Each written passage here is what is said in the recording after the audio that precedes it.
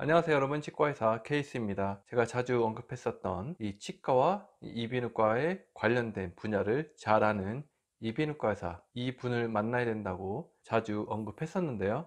이 이비인후과와 치과는 아주 밀접한 관계가 있습니다. 상악 위로는 코가 있고요, 그리고 이 코와 상악과 하악 뒤로는 아데노이드와 편도선이 있고, 또 그 사이에는 조그만 구멍이 있는데, 이 구멍은 관을 통해서 귀와 연결이 됩니다. 이렇듯 밀접한 관계가 있기 때문에 이비인후과의 문제의 근본적인 원인이 치과에 있는 경우가 있고, 또 반대로 치과의 문제가 이 근본적인 원인이 이비인후과에 있는 경우가 종종 있습니다. 자, 그러면 어떻게 이 둘이 연결이 되어 있고 또 서로 치료를 하고 관리를 하는데 도움을 주는지 한번 짚어볼 건데요. 자, 한국과는 다르게 호주를 비롯해서 영국이나 미국은 보통 전문의를 만날 땐 이 추천서를 받아서 만납니다. 그리고 이 추천서의 양식에는 이렇게 편지처럼 써서 보내는 것이 있고, 또는 미리 작성이 된 추천서에 이렇게 체크만 해서 보내는 경우가 있는데요. 자, 오늘은 미리 작성이 된 추천서를 함께 보시면서 이 둘의 관계를 한번 간략하게 짚어보도록 하겠습니다. 자, 전체적으로는 이런 모습을 가졌고요.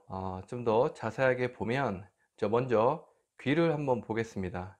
자, 귀에 대해서는 우리가 흔히 아는 귀병 또는 중이염이 있는데요. 특히 중이염 같은 경우에는 많은 분들이 아시듯이 이런 외부적인 요인, 예를 들어 수영장에 가서 더러운 물이 귀에 들어왔거나, 아니면은 목욕을 하는데 오염된 물이 들어와서 귀에 염증을 일으켜서 중이염을 유발한다 라고 많이 알고 계실 겁니다. 자, 그런데 이런 경우가 있어요. 우리 부모님이 아이가 중이염에 걸려서 수영장에도 안 데려가고, 또 목욕할 때도 또는 샤워할 때 이렇게 귀를 막고 물의 접촉을 최소한으로 줄였음에도 불구하고 그래도 중이염에 걸리는 경우가 있습니다.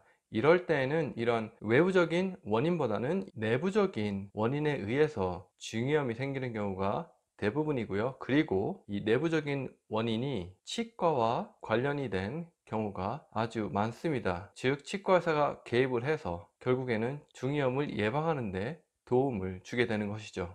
두 번째로, 코를 보시면 알러지나 비염 등으로 인해서 콧물이 나고 또 코가 막혀서 이포흡을 하게 되는데, 이 이포흡이 습관이 되면 치과에 많은 문제가 나타날 수 있습니다. 예를 들어 충치, 잇몸병도 관련이 있고요. 그리고 더 나아가서는 부정교합도 이 이포흡으로 생길 수 있습니다. 제가 말씀드릴 수 있는 거는 이포흡을 습관적으로 하면 99.9% 부정기압이 생길 수 있다 라고 말씀드릴 수 있습니다. 즉, 이 이비인후과적인 문제가 해결이 돼서 코호흡을 유도해야 부정교합을 예방할 수 있는 것입니다. 자, 마지막으로 목을 볼 건데요. 자, 이 중에서 이갈기 습관을 한번 볼게요. 많은 분들이 스트레스 때문이라고 생각을 하시는데요. 자, 만약에 만 3세에서 4세 아이가 치아를 간다면 이것도 스트레스가 원인이라고 말하기에는 조금 무리가 있습니다. 즉, 다른 원인이 있는 것이죠. 그리고 그 원인 중에서 이비인후과에 원인이 있기 때문에 이 추천서에 써 있는 것이죠. 자, 다음은 부정교합인데요. 이 부정교합의 근본적인 원인은 이비인후과에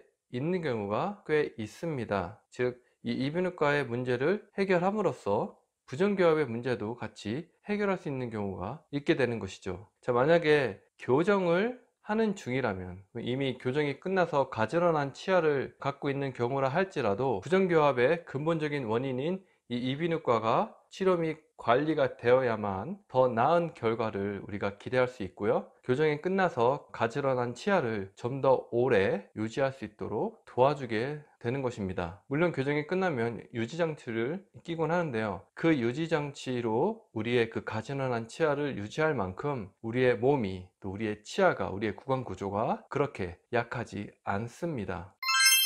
자, 오늘 이비인후과와 치과에 관련된 중요한 몇 가지를 간략하게 짚어봤는데요. 물론 앞으로의 영상에서 이와 관련된 좀 더 디테일한 정보를 다룰 예정입니다. 기대해 주시고요. 그리고 이것 말고도 너무나 많은 내용들이 있어요. 그 내용들을 여러분들이 아신다면 여러분들의 자녀를 건강하게 키우는데, 또는 본인의 건강을 잘 유지하는데 많은 도움이 될 거라고 생각이 됩니다. 실제로 저희 병원에서 그렇게 하고 있고요. 앞으로의 영상들 기대 많이 해주시고요. 또 구독과 좋아요 부탁드리겠습니다. 오늘 영상은 여기까지고요. 시청해주셔서 감사합니다. 좋은 하루 되세요.